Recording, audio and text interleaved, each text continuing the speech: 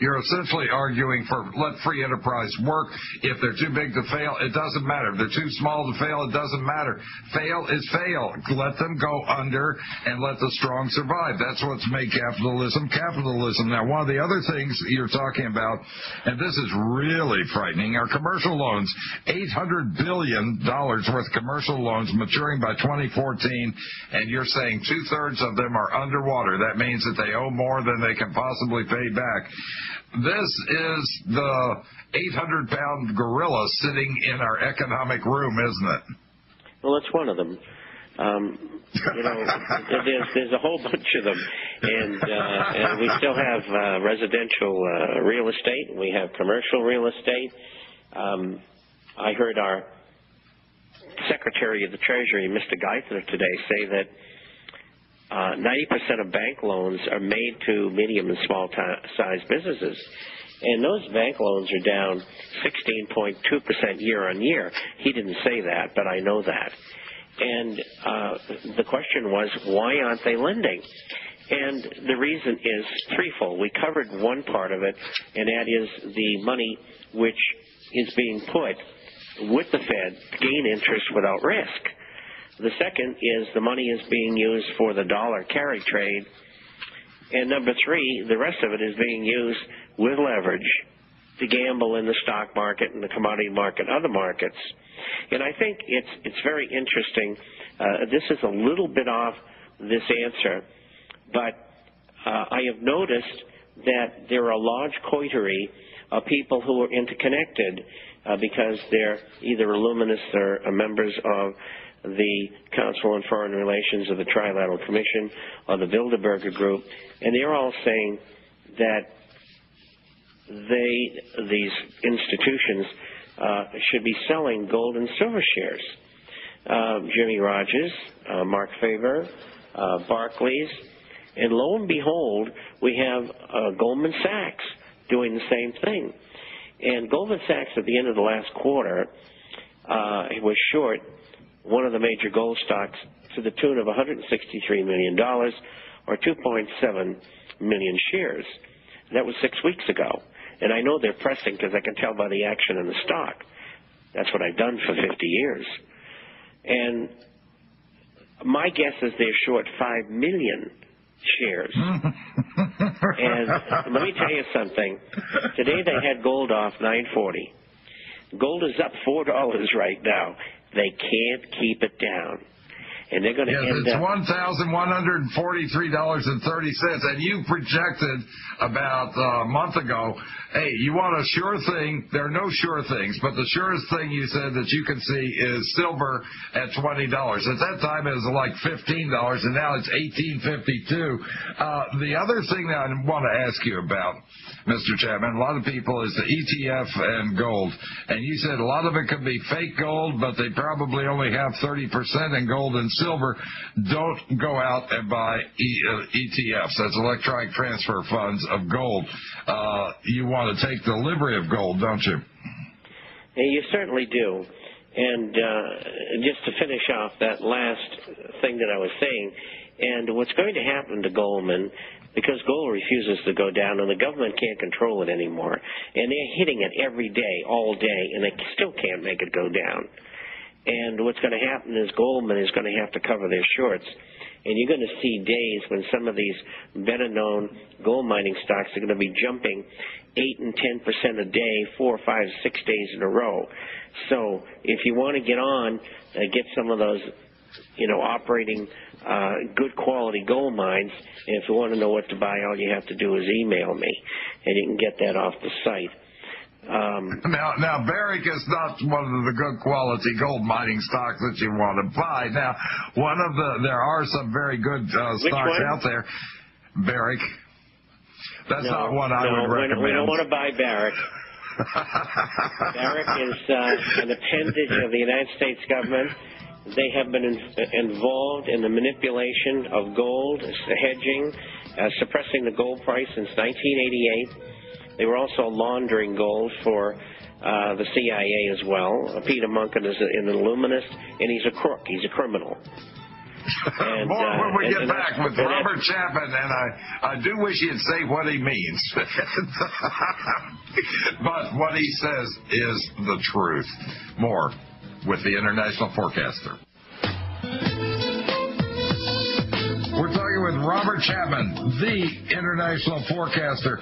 Mr. Chapman, one of the things you've been writing about, and I've been curious about, so I'm going to ask you straight on, COMEX, the COMEX exchange. Now, if people start taking delivery on gold, do they have enough gold there? The answer is I don't know, but probably not. Okay, so it's a dangerous game that's being played. All I can tell you has happened over the past 6 months. 6 months ago, the Royal Bank of Canada has said that they had lost gold. This is a story they really expect us to believe. It's either been mislaid or it's been stolen, and they don't know how. And so they have this pending story.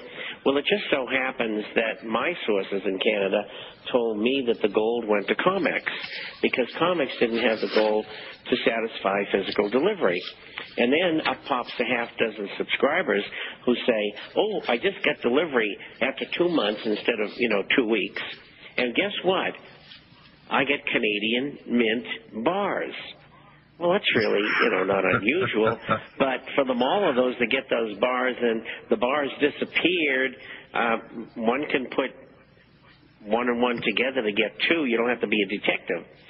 And then about 2 months ago, the European Central Bank lent COMEX gold. So again, they couldn't meet delivery. How much gold they got? I don't know. What does their statement says? I know, but I don't believe a word of it. They've got very little. I think they're in serious trouble, and both in silver and gold, and I think it could bring down the whole COMEX. The 2 exchange-traded funds, the ETFs, GLD and SLV, both do not have the gold and silver that they say they have. They might have 30%. They've been lending it to the United States government to pound the market with it. And they've also been using derivatives. And within the SLV contract, the silver one, that's permissible because it's in their contract, but not with GLD. So GLD is lying. And then, of course, we had just recently word that there are bars of gold, which institutions usually buy for the most part, that are running around out there. And those bars of gold are really tungsten coated with gold. And, we have a whole pile of them out there. Just an enormous amount. Now, the Chinese were the ones who lifted the cover off this thing because they said that they received delivery from London of gold, and they tested it, and they found it to be tungsten. And where did it come from? Well, London, we are told, although this is not official, got it from GLD. And then where did GLD get it from? We don't know, but we're guessing it was the U.S. Treasury. Now, how many tons are we talking about? We're talking about 60 metric tons of gold. Wow. 400-ounce bars. That's between 5,600 and 5,700 tungsten bars that are fakes. And that means that whoever made the fakes, and it is believed it was during the Clinton administration and by Rubin and Summers and that gang. Of course, Summers is in the new government.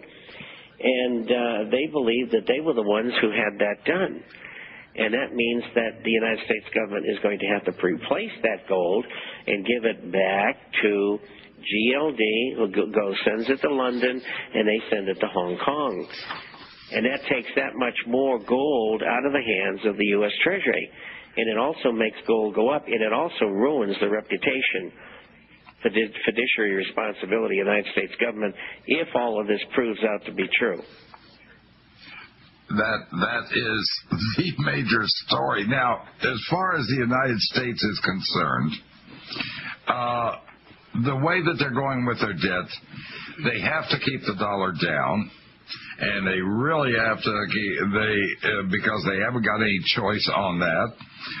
They have to repudiate the debt or devalue the dollar. Either course will change the U.S. forever. They're really caught in a catch-22. But my question that I wanted to ask you is, we do have military strength, but with the military, half the troops in Afghanistan we're paying for. Half of them are mercenaries. Same thing with Iraq. There's a huge amount of people over there who are all mercenaries. This is no way to run a war or anything with paid mercenaries. They're not fighting for you. They're fighting for their dollars.